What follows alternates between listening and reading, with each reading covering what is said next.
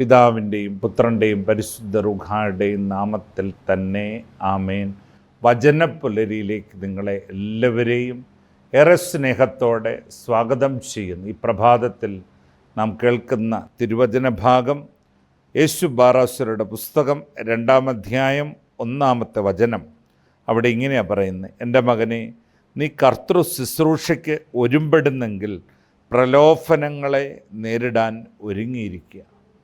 ഓർക്കുക പ്രിയപ്പെട്ടവരെ, എൻ്റെ ജീവിതത്തിൽ ഒത്തിരി പ്രലോഭനങ്ങൾ വരുന്നുണ്ടെങ്കിൽ, ദൈവത്തിൻ്റെ ശുശ്രൂഷയ്ക്ക് ഞാൻ ഇറങ്ങിയിട്ട് ഒത്തിരി പ്രതിസന്ധികൾ എനിക്കുണ്ടാകുന്നുണ്ടെങ്കിൽ അത് ദൈവം അനുവദിക്കുന്നതാണെന്നുള്ളൊരു തിരിച്ചറിവ് എനിക്കും നിങ്ങൾക്കും ഉണ്ടാകട്ടെ. ദൈവം തമ്പുരാൻ ആ പ്രലോഭനങ്ങളെ അതിജീവിക്കാനുള്ള കൃപയും നമുക്ക് തരും എന്ന് നമുക്ക് വിശ്വസിക്കാം, ആഗ്രഹിക്കാം. ദൈവത്തിൻ്റെ പരിശുദ്ധാത്മാവ് നമ്മെ അനുഗ്രഹിക്കട്ടെ.